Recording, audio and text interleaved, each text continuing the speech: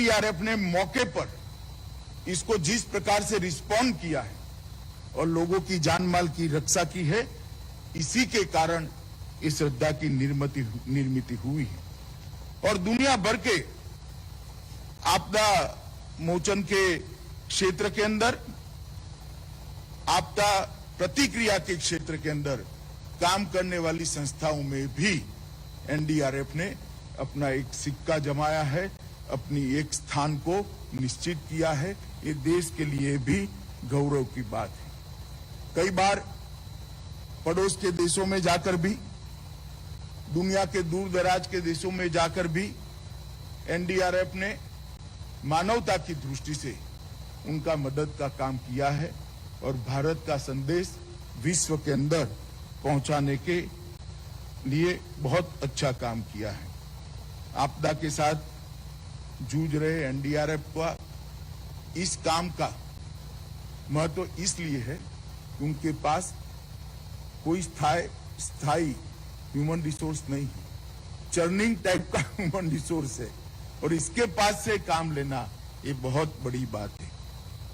वैसे भारत में विगत 2000 से लेकर 2022 तक का समय आपदा प्रबंधन के क्षेत्र के लिए स्वर्णिम काल माना जाएगा। एक कम अंतराल, 20 साल के कम अंतराल के अंदर भारत ने ढेर सारी यात्रा, बहुत लंबी यात्रा समाप्त कर एक यशस्वी मकाम पर हम पहुंचे।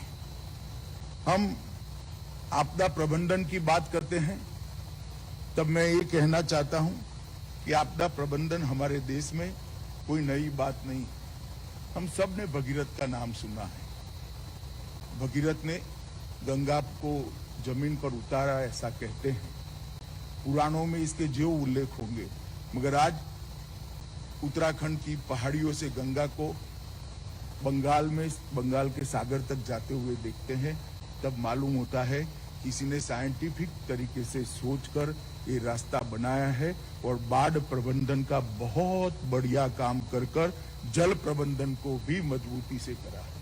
और इसीलिए इतने हजारों साल के बाद कोई व्यक्ति बहुत अच्छा प्रयास करता है, साइंटिफिक तरीके से प्रयास करता है, मेहनत से प्रयास करता है और पूर्ण परिश्रम की पराकाष्ठा करता है, तो वो प्रयास को भगीरथ प्रयास कहने का हमारे यहाँ आज भी परंपरा है।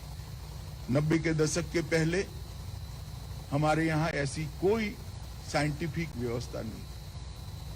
आपदा के समय सबसे पहले उसके रख रखाव का और कैश डोल बांटने का ही विचार आता था। आपदा से जानमाल की सुरक्षा का कंसेप्ट ही नहीं था।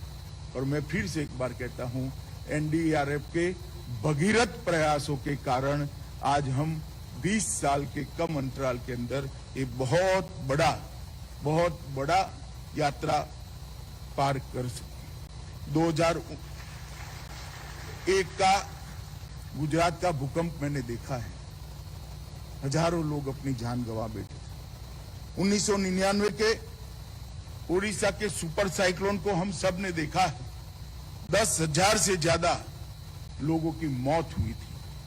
और आज हम उस मकाम के ऊपर खड़े हैं कि कितने भी साइक्लोन आ जाए, मौत को हमने 1% से भी कम